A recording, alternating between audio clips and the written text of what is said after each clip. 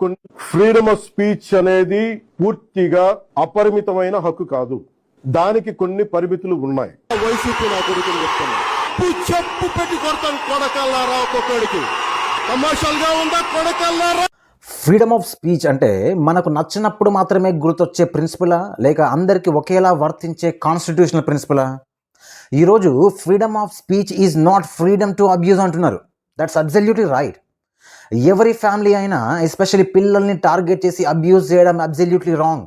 కానీ అదే సమయంలో ఒక ప్రశ్న కూడా వస్తుంది. గతంలో చెప్పు తీసుకొని కొడతా నా కొడకల్లారా అని పబ్లిక్ స్టేజ్ల మీద మాట్లాడినప్పుడు అది ఫ్రీడమ్ ఆఫ్ స్పీచ్లో భాగమా, లేక అది కూడా అబ్యూజ్ అయినా? If abuse is wrong today, it should have been wrong yesterday too, because principle don't change with political positions. విమర్శ ఆర్ ప్రశ్నించడం ప్రజాస్వామ్యాన్ని ఎప్పటికీ బలహీనపరచదు, but double standards weakens democracy. మన వాళ్ళు చేస్తే ఎమోషన్స్, అపోనెంట్స్ చేస్తే క్రైమ్. ఈ మైండ్ సెట్ ఒక నాయకుడికి మాత్రమే కాదు, ఏ రాజకీయ పార్టీకి ఉన్నది దేశానికి ప్రమాదమే.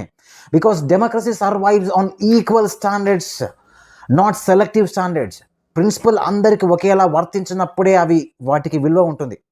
Democracy doesn't fail when people speaks, it fails when principles are applied selectively. The rule of law కంటే రూల్ ఆఫ్ కన్వీనియన్స్ మొదలైన రోజే ప్రజాస్వామ్యం నెమ్మదిగా దెబ్బతినడం మొదలవుతుంది.